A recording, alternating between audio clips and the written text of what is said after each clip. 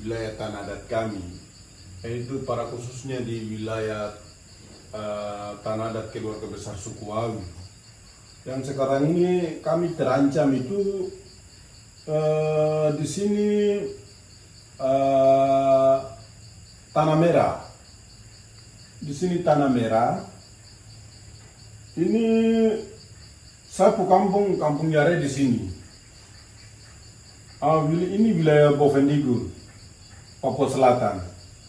Jadi rencana perusahaan PT 7 Menara Group ini dia akan ambil itu mulai dari sini sampai di sini. Di sini ada Sungai Mapi. Sungai Mapi ini ada naik dari sini sampai di sini. Ini Sungai Mapi terus naik. Di sini Sungai Digul.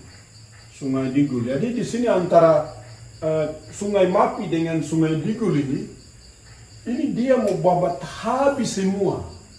Terus ketika dia babat habis semua, kami mau tinggal di mana? Ini wilayah ini wilayah dusun, wilayah keluarga besar Awiu. Ini tanah adat orang Awiu. Dari sini dia masih lari.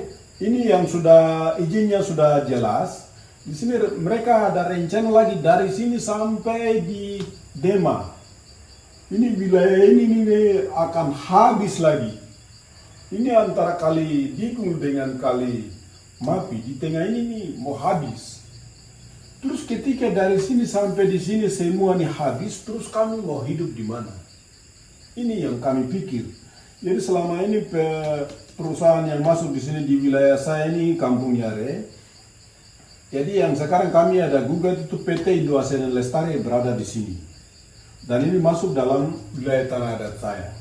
Jadi kami gugat ke PT UN Jayapura, itu kami kalah. Terus juga kami gugat ke PT UN Manado, kami kalah. Sekarang persoalan ini sekarang sudah ada di Mahkamah Agung. Tapi sampai dengan hari ini belum ada keputusan. Saya bingung.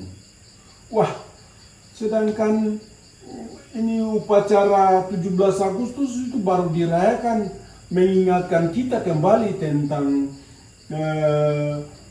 nilai-nilai kemanusiaan, keadilan sosial bagi seluruh rakyat Indonesia. Itu baru saja kita rayakan.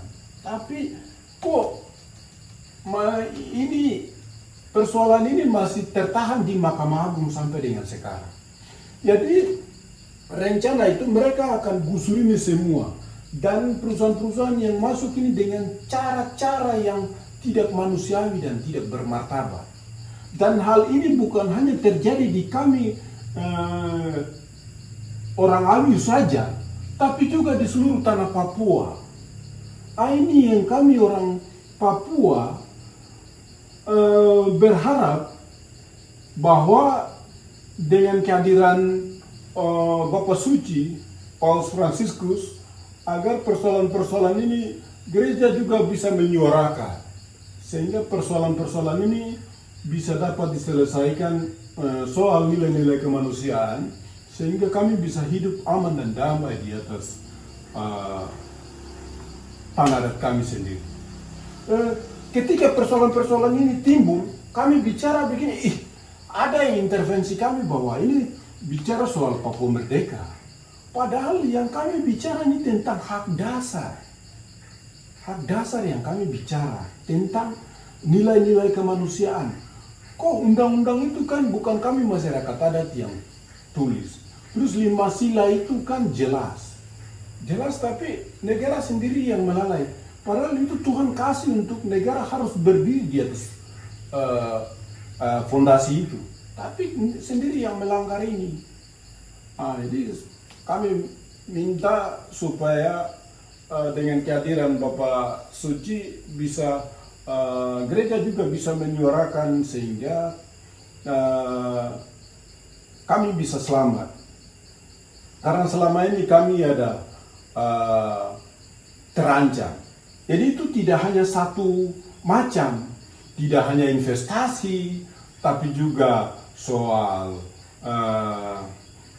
miras, judi, prostitusi. kejahatan-kejahatan itu juga semua masuk di sini. Terus hak-hak kami tentang PNS dan lain-lain itu semua dilanggar. Jadi tidak hanya soal sumber daya alam, tapi juga semua itu.